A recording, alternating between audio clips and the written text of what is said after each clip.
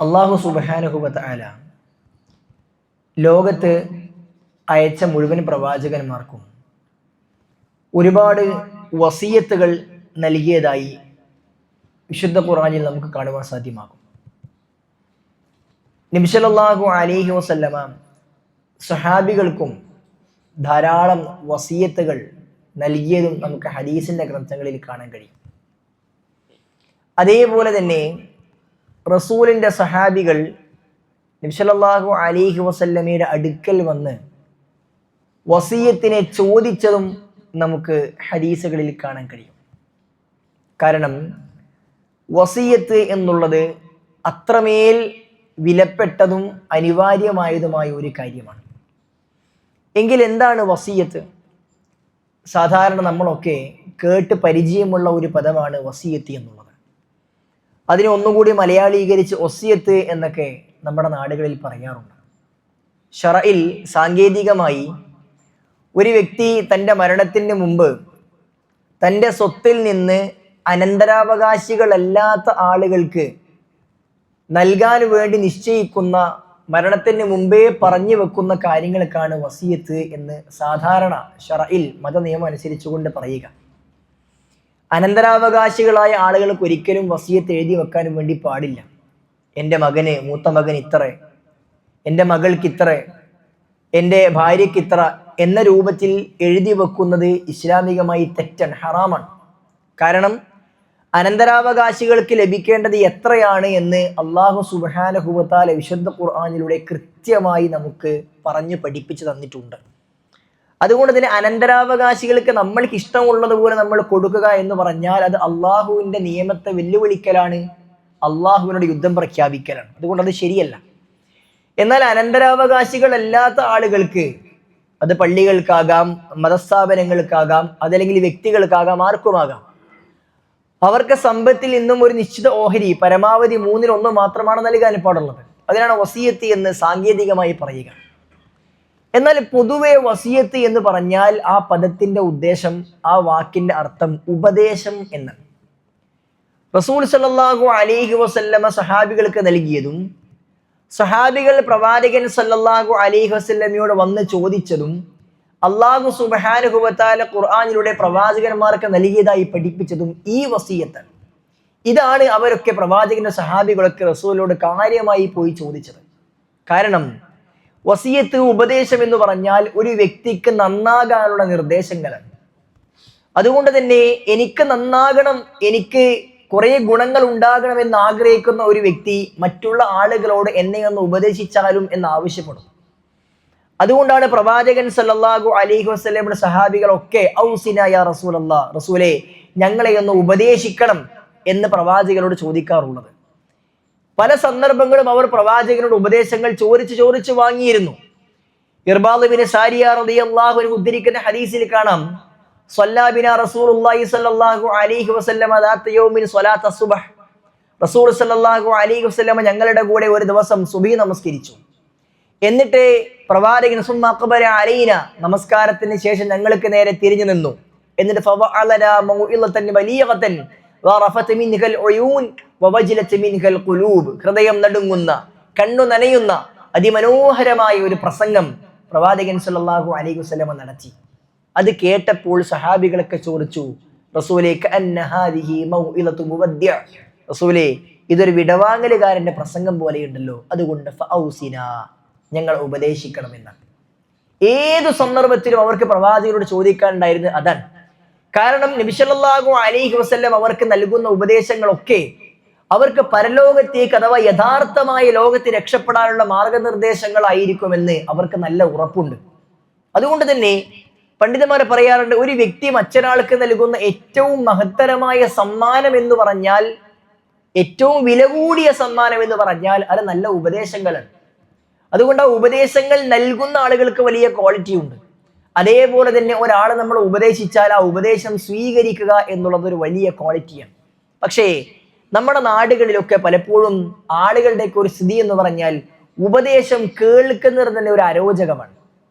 ഉപദേശം കേൾക്കാൻ കൂട്ടാക്കാത്ത ഒരു യുവതലമുറയാണ് നമ്മുടെ നാട്ടിൽ വളർന്നു വരുന്നത്. ആളുകളൊക്കെ ഉപദേശിക്കാൻ തുടങ്ങുമ്പോൾ തന്നെ അതൊക്കെ തന്തവൈവാണെന്ന് പറഞ്ഞ് മാറ്റിവെക്കുന്ന അവസ്ഥയിലാണ് നമ്മുടെ കുട്ടികളുള്ളത്. ചെവി കൊടുക്കാൻ തയ്യാറാകുന്നില്ല.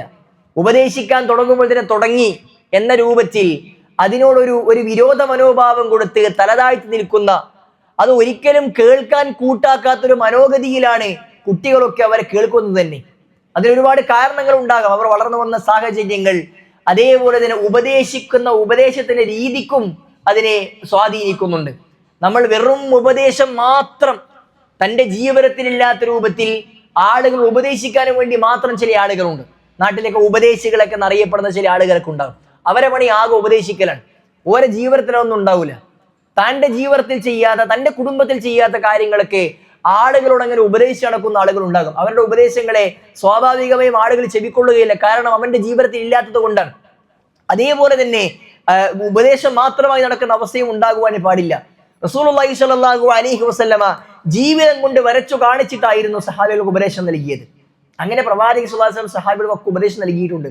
ആ രൂപത്തിൽ വളരെ പ്രധാനപ്പെട്ട റസൂലുള്ളാഹി സ്വല്ലല്ലാഹു അലൈഹി വസല്ലം നൽകിയ ഉപദേശങ്ങൾ നമുക്ക് ഹദീസിന്റെ ഗ്രന്ഥങ്ങളിൽ സാധാരണമായി കാണുവാൻ സാധ്യമാകും.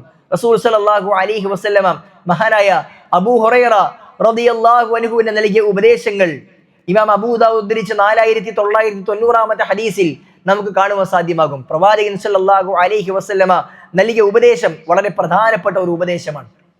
റസൂൽ സ്വല്ലല്ലാഹു അലൈഹി വസല്ലം ഒരിക്കൽ സഹാബികളൊക്കെ നിൽക്കുന്ന സദസ്സിനോടായിക്കൊണ്ട് പറഞ്ഞു, മയ്യഖുദു അന്നി ഹൗലാഇൽ കലിമാത്ത്, നിങ്ങളിൽ ആരാണ് എന്നിൽ നിന്നും ഈ വാചകങ്ങൾ സ്വീകരിക്കുക, ഫയഅമലു ബിഹിന്ന, എന്നിട്ട് അത് തന്റെ ജീവിതത്തിൽ പ്രവർത്തിക്കുക, ഔ യുഅല്ലിമു മയ്യഅമലു ബിഹിന്ന, അതല്ലെങ്കിൽ പ്രവർത്തിക്കുമെന്ന് ഉറപ്പുള്ള ആളുകൾക്ക് പഠിപ്പിച്ചു കൊടുക്കുക. ഞാൻ കുറച്ച് കാര്യങ്ങൾ പറഞ്ഞുതരാം. അത് കേൾക്കാൻ തയ്യാറായ ആരുണ്ട്? അത് ജീവിതത്തിൽ പ്രാവർത്തികമാക്കാൻ തയ്യാറായ ആരുണ്ട്? അത് മറ്റുള്ള ആളുകൾക്ക് പഠിപ്പിക്കാൻ തയ്യാറായ ആരുണ്ട് എന്ന് റസൂൽ സല്ലല്ലാഹു അലൈഹി വസല്ലം ചോദിച്ചപ്പോൾ അബൂ ഹുറൈറ റളിയല്ലാഹു അൻഹു പറഞ്ഞു, അന യാ റസൂലല്ലാഹ്, റസൂലേ ഞാനുണ്ട് എന്ന് പ്രവാചകൻ സല്ലല്ലാഹു അലൈഹി വസല്ലമയോട് പറഞ്ഞു. അപ്പോൾ ഫഅഖദ ബിയദി ഫഉദ്ദ ഖംസൻ, മഹാനായ അബൂ ഹുറൈറ റളിയല്ലാഹു അൻഹു പറയുകയാണ്, അങ്ങനെ പ്രവാചകൻ സല്ലല്ലാഹു അലൈഹി വസല്ലമ എന്റെ കൈ പിടിച്ച് 1, 2, 3, 4, 5 എന്നിങ്ങനെ കൈകളിലെ വിരലുകൾ കൊണ്ട് പ്രവാചകന് എണ്ണാൻ തുടങ്ങി. അങ്ങനെ ഓരോ ഉപദേശവും കൈ വിരലിൽ എണ്ണിക്കൊണ്ട് പ്രവാചകൻ 5 ഉപദേശങ്ങൾ നൽകി. ആ 5 ഉപദേശങ്ങൾ അബൂ ഹുറൈറ റളിയല്ലാഹു അൻഹുവിന് മാത്രം ജീവിതത്തിൽ പ്രാവർത്തികമാക്കാനുള്ളതല്ല, അത് ലോകത്തുള്ള എല്ലാവർക്കും പ്രാവർത്തികമാക്കാനുള്ളതാണ്. അബൂ ഹുറൈറ റളിയല്ലാഹു അൻഹു നമുക്കത് പഠിപ്പിച്ചു നൽകിയത് നമ്മളെല്ലാം ജീവിതത്തിൽ പ്രാവർത്തികമാക്കാൻ വേണ്ടിയാണ്. സഹോദരന്മാരെ, ആ 5 ഉപദേശങ്ങൾ വളരെ വിലപ്പെട്ട ഉപദേശങ്ങളാണ്. പ്രവാചകൻ സല്ലല്ലാഹു അലൈഹി വസല്ലമ അബൂ ഹുറൈറയുടെ കൈകൾ പിടിച്ചുകൊണ്ട് പ്രവാചകൻ സല്ലല്ലാഹു അലൈഹി വസല്ലം ഒന്നാമതായി എണ്ണി, ഇത്തഖിൽ മഹാരിം തകുൻ അഅബദൻ നാസ്, അബൂ ഹുറൈറ നീ ഹറാമുകളെ സൂക്ഷിക്കണം, എങ്കിൽ തകുൻ അഅബദൻ നാസ്, ജനങ്ങളിൽ ഏറ്റവും ആബിദായ, അള്ളാഹുവിനെ ആരാധിക്കുന്ന, അള്ളാഹുവിന്റെ വിശ്വസ്തനായ അടിമയായിക്കൊണ്ട് നിനക്ക് മാറാൻ കഴിയും. അള്ളാഹുവിന്റെ യഥാർത്ഥ അടിമയാകാൻ എന്താണ്, ഇബാദുർ റഹ്മാൻ ആകാൻ എന്താണ് ചെയ്യേണ്ടത്? ഇത്തഖിൽ മഹാരിം, ഹറാമുകളെ സൂക്ഷിക്കണം എന്നാണ്. അള്ളാഹുവിന്റെ പ്രവാചകൻ സല്ലല്ലാഹു അലൈഹി വസല്ലമയിലൂടെ അള്ളാഹു സുബ്ഹാനഹു വ തആല വിശുദ്ധ ഖുർആനിലൂടെ നമുക്ക് ഹറാമുകളെ പഠിപ്പിച്ചു നൽകിയിട്ടുണ്ട്. ഹറാമായ കാര്യങ്ങൾ എല്ലാം നമ്മൾ ഒഴിവാക്കേണ്ടതുണ്ട്. ഹറാമുകളുടെയും ഹലാലുകളുടെയും ഹറാമുകളുടെയും പിന്നെ വാജിബിന്റെയും പ്രത്യേകത എന്ന് പറഞ്ഞാൽ അള്ളാഹു സുബ്ഹാനഹു വ തആല നമുക്ക് അനുവദനീയമാക്കിയ, ചെയ്യണമെന്ന് അള്ളാഹു സുബ്ഹാനഹു വ തആല പഠിപ്പിച്ച കാര്യങ്ങളെ പണ്ഡിതന്മാർ പഠിപ്പിക്കുന്നത് അത് നമ്മൾക്ക് സാധ്യമാകുന്ന രൂപത്തിൽ നമ്മൾ ചെയ്യാൻ പരിശ്രമിക്കേണ്ടതുണ്ട്. അള്ളാഹു സുബ്ഹാനഹു വ തആല ചെയ്യണമെന്ന് പഠിപ്പിച്ച കാര്യങ്ങൾ എല്ലാം ഒരാൾക്ക് ചെയ്യാൻ കഴിഞ്ഞു കൊള്ളണമെന്നില്ല. അത് കഴിയുന്നത്ര നമ്മൾ ചെയ്യണം. സുന്നത്ത് നമസ്കാരങ്ങൾ ചെയ്യാൻ പഠിപ്പിച്ച കാര്യമാണ്. അത് എല്ലാം ചെയ്യാൻ പറ്റിക്കൊള്ളണമെന്നില്ല, സാധ്യമാകുന്ന അത്ര നമ്മൾ ചെയ്യണം. എന്നാൽ ഹറാം എന്ന് പറഞ്ഞാൽ അത് സാധ്യമാകുന്ന രൂപത്തിൽ ഒഴിവാക്കേണ്ട സാധനമല്ല, പരിപൂർണമായും ഒഴിവാക്കേണ്ട കാര്യമാണ്. ഹറാം എനിക്ക് കഴിയുമ്പോൾ ഞാൻ ഒഴിവാക്കാം എന്നില്ല, പരിപൂർണമായും ഒഴിവാക്കണം. പലിശ അത് ഹറാമാണ്, എനിക്ക് കഴിയുന്നത് പോലെ ഞാൻ മാറി നിൽക്കാം എന്നല്ല, പരിപൂർണമായും ഒഴിവാക്കണം. ലഹരി പദാർത്ഥങ്ങൾ അത് സാധ്യമാകുന്ന പോലെ ഞാൻ മാറ്റി വെക്കാം, എനിക്ക് അങ്ങനെ മൊത്തത്തിൽ ഒഴിവാക്കാൻ കഴിയില്ല എന്നല്ല, അത് പരിപൂർണമായും ഒഴിവാക്കണം. ഹറാമായ രൂപത്തിൽ വസ്ത്രധാരണം ഇസ്ലാം പഠിപ്പിച്ചു, അത് എന്നെ കൊണ്ട് ഇങ്ങനെയൊക്കെ കഴിയുള്ളൂ എന്നല്ല, ഹറാമായ രൂപത്തിൽ ധരിക്കാൻ പാടില്ല. ഒരു വിഷയം ഹറാമാണെന്ന് പഠിപ്പിച്ചാൽ അത് പരിപൂർണമായി മാറ്റിവെക്കേണ്ടതാണ്. അല്ലാഹു സുബ്ഹാനഹു വ തആല വിശുദ്ധ ഖുർആനിൽ സൂറത്തുൽ അറാഫിന്റെ 33-ാമത്തെ വചനത്തിൽ ഹറാമുകൾ എന്തൊക്കെയെന്ന് പഠിപ്പിച്ചു. ഖുൽ, റസൂലേ പറയണം, ഇന്നമാ ഹറമ റബ്ബി, അല്ലാഹു സുബ്ഹാനഹു വ തആല എൻ്റെ റബ്ബ് എനിക്ക് ഹറാമാക്കിയിരിക്കുന്നു അൽ ഫവാഹിഷ്, മ്ലേച്ഛതകൾ, വൃത്തികേടുകൾ, തോന്നിവാസങ്ങൾ, മാ ലഹറ മിൻഹാ വമാ ബതൻ, പ്രത്യക്ഷവും പരോക്ഷവുമായ മുഴുവൻ തോന്നിവാസങ്ങളും, വൃത്തികേടുകൾ, അശ്ലീലങ്ങൾ, അത് ചെയ്യുന്നതും കാണുന്നതും പ്രവർത്തിക്കുന്നതും, അത് ആളുകൾ കാണുന്ന രൂപത്തിലായാലും ശരി, ആരും കാണാത്ത രൂപത്തിലായാലും ശരി, അതെല്ലാം ഹറാമാക്കിയിട്ടുണ്ട്. വൽ ഇസ്മ, കുറ്റകൃത്യങ്ങൾ അല്ലാഹു സുബ്ഹാനഹു വ തആല ഹറാമാക്കിയിട്ടുണ്ട്. വൽ ബഗ്യ ബിഗൈരിൽ ഹഖ്, തന്റെ അവകാശം കൂടാതെ അന്യന്റെ മേലുണ്ടാകുന്ന കടന്നുകയറ്റങ്ങൾ, മറ്റുള്ള ആളുകളുടെ പിടിച്ചു പറിക്കുന്ന, ആളുകൾ ഉപദ്രവിക്കുന്നത് അല്ലാഹു ഹറാമാക്കിയിട്ടുണ്ട്. വഅൻ തുശ്രികൂ ബില്ലാഹി മാ ലം യുനസ്സിൽ ബിഹി സുൽത്താനൻ, അല്ലാഹു സുബ്ഹാനഹു വ തആല പ്രമാണമിറക്കിയിട്ടില്ലാത്ത വിഷയങ്ങളിൽ അല്ലാഹു സുബ്ഹാനഹു വ തആലയിൽ പങ്കു ചേർക്കുന്നത്, ശിർക്കിനെ അല്ലാഹു ഹറാമാക്കിയിട്ടുണ്ട്.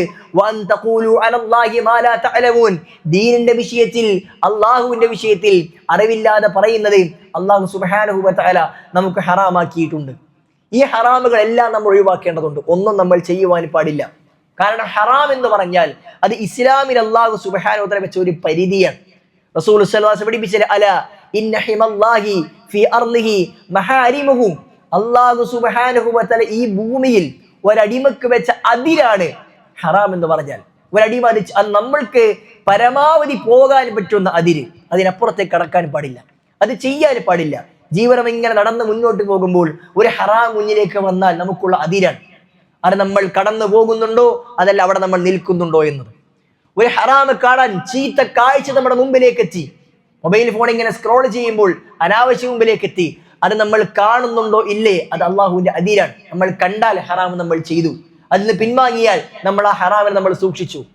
ആ രൂപത്തിൽ ഹറാമിൽ നിന്ന് പരിപൂർണമായും മാറി നിൽക്കാൻ സുഹൃത്തുക്കളെ നമ്മൾക്ക് കഴിയേണ്ടതുണ്ട് എന്ന് അള്ളാഹു സുബ്ഹാനഹു പഠിപ്പിക്കുന്നത്. അങ്ങനെ ഹറാമിൽ നിന്ന് മാറി നിൽക്കുന്ന ആളുകളെയാണ് അള്ളാഹുവിന്റെ വലിയകളെ അള്ളാഹു പഠിപ്പിച്ചു. അലാ ഇന്ന ഔലിയ അല്ലാഹി ലാ ഖൗഫുൻ അലൈഹിം വലാ ഹും യഹ്സനൂൻ, നിങ്ങൾ അറിയണം, അള്ളാഹുവിന്റെ വലിയകൾ, ഔലിയാ എന്ന് പറഞ്ഞാൽ അവർ പേടിക്കേണ്ടതില്ല, ദുഃഖിക്കേണ്ടതില്ല. അല്ലദീന ആമനു വകാനു യത്തഖൂൻ, അവർ ഹറാമിൽ നിന്നും പരിപൂർണമായും സൂക്ഷ്മത പാലിച്ചുകൊണ്ട് മാറി നിൽക്കുന്ന ആളുകളാണ്, അള്ളാഹു വിശ്വസിക്കുന്നവരാണ് എന്ന് പഠിപ്പിക്കുക. അതുകൊണ്ട് സുഹൃത്തുക്കളെ, അബൂ ഹുറൈറയോട് പറഞ്ഞ ഒന്നാമത് ഉപദേശം ഹറാം പരിപൂർണമായി ഒഴിവാക്കിയാൽ നല്ല അടിമയാകാമെന്നാണ്. രണ്ടാമത് പ്രവാചകൻ പറഞ്ഞു, വറല്ല ബിമാ ഖസമല്ലാഹു ലക് തകുൻ അഗ്നൻ നാസ്, അല്ലാഹു സുബ്ഹാനഹു വ തആല നിനക്ക് പകുത്വം നൽകിയതിൽ നീ തൃപ്തിപ്പെടണം എങ്കിൽ തകുൻ അഗ്നൻ നാസ്, നിനക്ക് ജനങ്ങളുടെ കൂട്ടത്തിൽ ഏറ്റവും വലിയ സമ്പന്നനായി ഐശ്വര്യവാനായി ജീവിക്കാൻ കഴിയും. സുഹൃത്തുക്കളെ, ഇതൊരു വലിയ സത്യമാണ്. അല്ലാഹു സുബ്ഹാനഹു വ തആല നമുക്ക് എന്താണോ നൽകിയത് അതിൽ തൃപ്തിപ്പെടാൻ കഴിയണം. റസൂലുള്ളാഹി സ്വല്ലല്ലാഹു അലൈഹി വസല്ലം പഠിപ്പിച്ചില്ലേ, അല്ലാഹു സുബ്ഹാനഹു വ തആല നിങ്ങൾക്ക് ഒരുപാട് നിഅമത്തുകൾ, അനുഗ്രഹങ്ങൾ നൽകിയിട്ടുണ്ട്, അത് നമ്മൾ വിസ്മരിക്കാൻ പാടില്ല.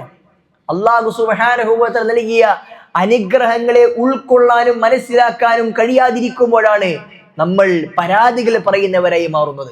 നമുക്ക് തൃപ്തി നഷ്ടപ്പെടുന്നത് അവിടെയാണ്. അതുകൊണ്ട് പ്രവാചകൻ സല്ലല്ലാഹു അലൈഹി വസല്ലമ തൃപ്തി നേടാൻ വേണ്ടി ഒരു കാര്യം പഠിപ്പിച്ചു. ഉൻദുറു, നിങ്ങൾ നോക്കണേ, ഇലാ മൻ ഹുവ അസ്ഫല മിൻകും, നിങ്ങൾക്ക് താഴെയുള്ളവരിലേക്ക് നോക്കണം. വലാ തൻദുറു ഇലാ മൻ ഹുവ ഫൗഖകും, നിങ്ങളെക്കാൾ മുകളിലുള്ളവരിലേക്ക് നോക്കരുത്. വഹുവ അജ്ദറു അല്ലാ തസ്ദറു നിഅമതല്ലാഹി അലൈക്കും, നിങ്ങൾക്ക് അല്ലാഹു നൽകിയ അനുഗ്രഹങ്ങളെ വില കുറച്ച് കാണാതിരിക്കാൻ അതാണ് നല്ലത്. നമ്മളെക്കാൾ സമ്പത്ത് കുറഞ്ഞവരിലേക്ക് നോക്കുക, ഒരു സമാധാനം ഉണ്ടാവും. നമ്മളെക്കാൾ സമ്പത്ത് കൂടിയവരിലേക്ക് നോക്കിയാൽ ഉള്ള സമാധാനം നഷ്ടപ്പെടും. നമ്മളെക്കാൾ പഠനവും വിദ്യാഭ്യാസവും കുറഞ്ഞവരിലേക്ക് നോക്കുക, നന്നായി പഠിക്കുന്നവരെ നോക്കിയാൽ നമുക്ക് ഒരിക്കലും സമാധാനം ഉണ്ടാവുകയില്ല. നമ്മളെക്കാൾ സൗന്ദര്യം കുറഞ്ഞവരിലേക്ക്, നമ്മളെക്കാൾ ആരോഗ്യം കുറഞ്ഞവരിലേക്ക്, നമ്മളെക്കാൾ എല്ലാവിധ ആഡംബരങ്ങളും കുറഞ്ഞ ആളുകളിലേക്ക് നോക്കുമ്പോൾ അള്ളാഹു എനിക്ക് എത്രയോ നൽകിയിട്ടുണ്ട് എന്ന വലിയ സമാധാനം നമുക്കുണ്ടാകും.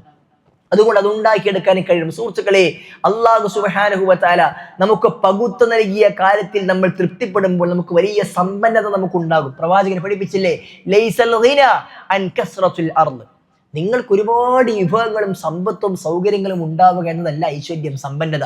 വലകിന്നൽ ഗിന ഗിനൻ നഫ്സ്, നിങ്ങളുടെ മനസ്സിന് തൃപ്തി കിട്ടുന്നുണ്ടെങ്കിൽ അതാണ് ഏറ്റവും വലിയ ഐശ്വര്യവും ഏറ്റവും വലിയ സമ്പന്നതയുമെന്ന് റസൂൽ സല്ലല്ലാഹു അലൈഹി വസല്ലം പഠിപ്പിച്ചിരിക്കുന്നത് കൊണ്ട് സുഹൃത്തുക്കളെ, എന്താണോ നമുക്കുള്ളത് അതിൽ പരിപൂർണമായും തൃപ്തിപ്പെടാൻ നമുക്ക് കഴിഞ്ഞാൽ നമ്മൾക്ക് വലിയ സമ്പന്നനാകാൻ കഴിയും. മൂന്നാമത് പ്രവാചകൻ പറഞ്ഞു, വഅഹ്സിൻ ഇലാ ജാരിക തകുൻ മുഅ്മിനൻ, നീ നിന്റെ അയൽവാസിക്ക് നന്മ ചെയ്യണം. തകുൻ മുഅ്മിനൻ, എങ്കിൽ നിനക്കൊരു വിശ്വാസിയാകാം. പ്രവാചകൻ ഓരോ കാര്യം പറയുമ്പോഴും ഒരു കാര്യം ചേർത്ത് പറയുന്നുണ്ട്. അയൽവാസിയോട് നന്നായാലേ നിനക്ക് മുഅ്മിനാകാൻ കഴിയുകയുള്ളൂ എന്ന് പറഞ്ഞാൽ, നമ്മുടെ അയൽവാസിയോട് നമ്മൾ നല്ല രൂപത്തിലല്ല എങ്കിൽ നമ്മൾ വിശ്വാസിയല്ല എന്നർത്ഥം. റസൂലുള്ളാഹി സ്വല്ലല്ലാഹു അലൈഹി വസല്ലമ അയൽവാസിയോടുള്ള ബാധ്യതയും കടമയും എത്രത്തോളം ഉണ്ട് എന്ന് ഒരൊറ്റ ഹദീസിലൂടെ നമ്മളെ പഠിപ്പിച്ചു. പ്രവാചകന് പറഞ്ഞു, മാസാല ജിബ്രീലു യൂസീനി ബിൽ ജാർ, ജിബ്രീലിന്റെ അടുക്കൽ വന്നുകൊണ്ട് അയൽവാസിയോട് ഞാൻ ചെയ്യാനുള്ള എനിക്കുള്ള ബാധ്യതകളെ കുറിച്ച് വസിയത്ത് ഉപദേശങ്ങൾ നൽകിക്കൊണ്ടേയിരുന്നു. ഹത്താ ലരന്തു അന്നഹു സയുവദ്ദിസുഹു, ഞാൻ സമ്പത്തെന്ന് എനിക്ക് കൊടുക്കേണ്ടി വരുമോ എന്ന് പോലും എനിക്ക് തോന്നിപ്പോയി ഉപദേശത്തിന് ആധിക്യം കേട്ടപ്പോൾ എന്നാണ്. സുഹൃത്തുക്കളെ, ഇവിടെ പ്രവാചകൻ സല്ലല്ലാഹു അലൈഹി വസല്ലമ അയൽവാസിയുടെ ജാതിയോ മതമോ വർഗമോ വർണ്ണമോ ഒന്നും പ്രവാചകൻ എടുത്തു പറഞ്ഞിട്ടില്ല. നമ്മുടെ അയൽവാസിയെ, അത് നമ്മൾക്ക് ഏറ്റവും അടുത്തുള്ളവരാണ്, അവനെ ഒരു നിലക്കും ബുദ്ധിമുട്ടിക്കാൻ പാടില്ല. പണ്ഡിതന്മാർ പഠിപ്പിക്കുന്നത്, അയൽവാസിക്ക് ഒരു നിലക്കും പ്രയാസം ഉണ്ടാക്കാൻ പാടില്ല. നിന്റെ പറമ്പിലൂടെയാണ് അവന്റെ വീട്ടിലേക്ക് പോകാനുള്ള വഴിയെങ്കിൽ ആ വഴി നീ തടഞ്ഞു വെക്കാൻ പാടില്ല. അത് തടഞ്ഞാൽ അവനോടുള്ള പ്രയാസപ്പെടുത്തലാണ്. നിന്റെ വീട്ടിൽ നീ ഉയർത്തിക്കെട്ടിയ മതിൽ നിന്റെ അയൽവാസിയുടെ വീട്ടിലേക്ക് പോകുന്ന കാറ്റിന്, അവന് കിട്ടുന്ന ശുദ്ധവായുവിന് അത് തടസ്സമാകുന്നുണ്ടെങ്കിൽ നിന്റെ വീടിന്റെ മതിൽ പൊളിക്കണം എന്നാണ് പണ്ഡിതന്മാർ പഠിപ്പിക്കുന്നത്. കാരണം അത് അയൽവാസിയെ ബുദ്ധിമുട്ടിക്കലാണ്. ഒരിക്കലും പ്രയാസപ്പെടുത്താൻ പാടില്ല. വീട്ടിലുള്ള വേസ്റ്റ് അയൽവാസിയുടെ മതിലിന്റെ അപ്പുറത്തേക്ക് ഇടുക. നമുക്ക് രക്ഷ ഉണ്ടാകണം, അത് ആളറിയരുത് എന്ന രൂപത്തിൽ അവനെ പ്രയാസപ്പെടുത്തുന്ന അവസ്ഥ ഉണ്ടാകുവാൻ പാടില്ല. ഒരു നിലക്കും സുഹൃത്തുക്കളെ അയൽവാസിയെ പ്രയാസപ്പെടുത്താൻ പാടില്ല. പ്രവാചകൻ പറഞ്ഞത്, മൻ കാന യുഅ്മിനു ബില്ലാഹി വൽ യൗമിൽ ആഖിർ, ആരെങ്കിലും അല്ലാഹുവിലും അന്ത്യദിനത്തിലും വിശ്വസിക്കുന്നുവെങ്കിൽ അവൻ ഫൽയുക്രിം ജാറഹു, അവന്റെ അയൽവാസിയെ അവൻ ആദരിച്ചു കൊള്ളട്ടെ. എല്ലാ നിലക്കുമുള്ള ആദരവും ബഹുമാനവും തന്റെ അയൽവാസിക്ക് നൽകണമെന്ന് പ്രവാചകൻ സല്ലല്ലാഹു അലൈഹി വസല്ലം പഠിപ്പിക്കുന്നു. തന്റെ വീട് വിൽക്കുന്നുണ്ടെങ്കിൽ, തന്റെ സ്ഥലം വിൽക്കുന്നുണ്ടെങ്കിൽ തന്റെ അയൽവാസിയോട് നമ്മൾ ആദ്യം ചോദിക്കേണ്ടത്, ഞാനിത് വിൽക്കുന്നുണ്ട്, തനിക്ക് വേണോ എന്ന്. അവൻ വേണ്ട എന്ന് പറഞ്ഞാലേ വേറെ ആളിലേക്ക് കച്ചവടത്തിന് പോകാൻ പാടുള്ളൂ എന്ന് വരെ പണ്ഡിതന്മാർ പഠിപ്പിക്കുന്നു. കാരണം നമ്മൾ കച്ചവടം നടത്തി വന്ന ആൾ ഈ അയൽവാസിക്ക് ബുദ്ധിമുട്ടുണ്ടാക്കുമോ എന്ന് നമുക്കറിയില്ലല്ലോ.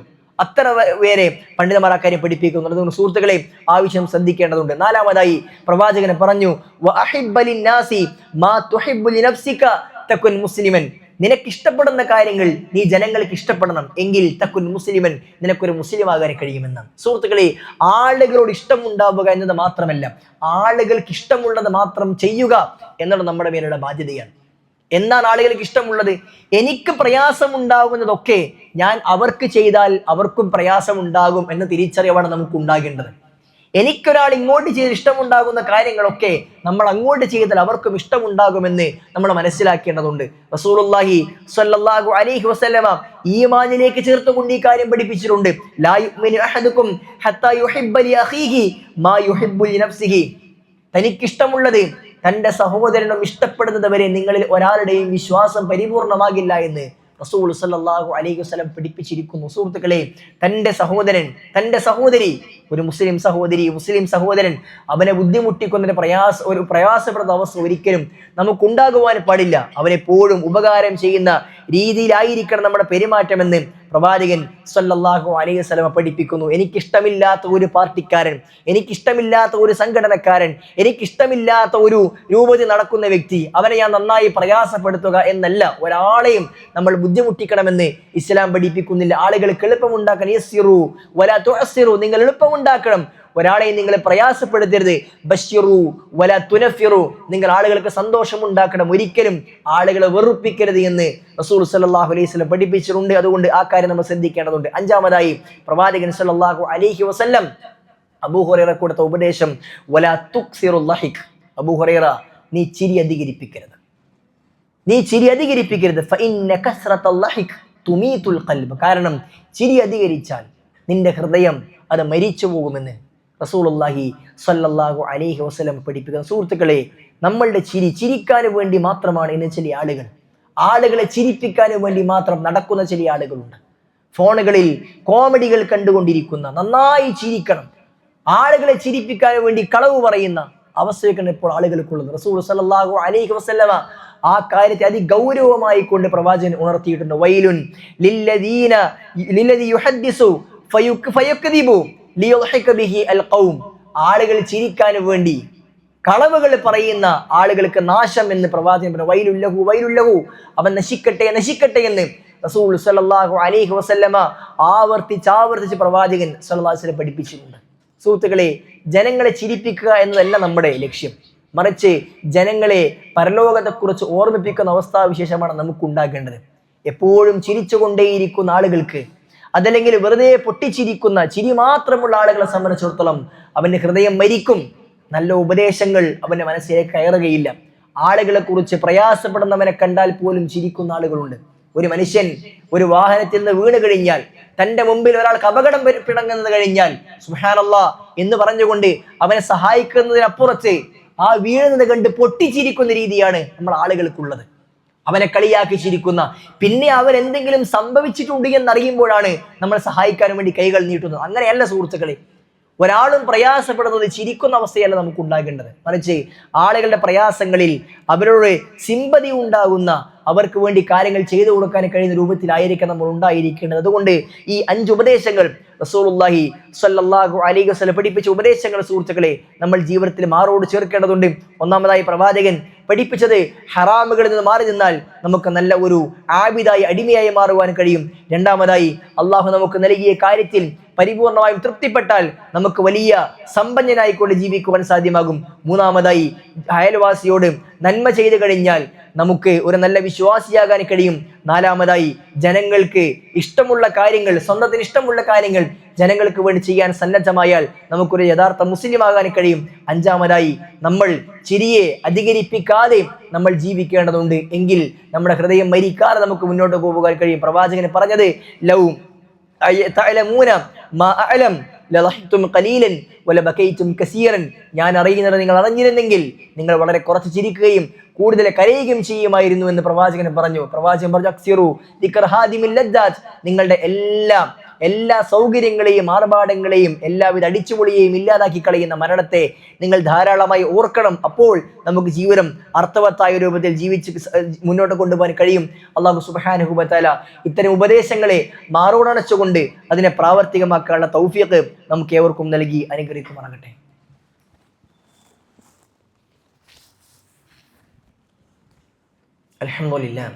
അൽഹംദുലില്ലാഹി റബ്ബിൽ ആലമീൻ. അല്ലാഹുമ്മ സ്വല്ലി വസല്ലിം വബാരിക് അലാ മുഹമ്മദിൻ വഅലാ ആലി മുഹമ്മദ്.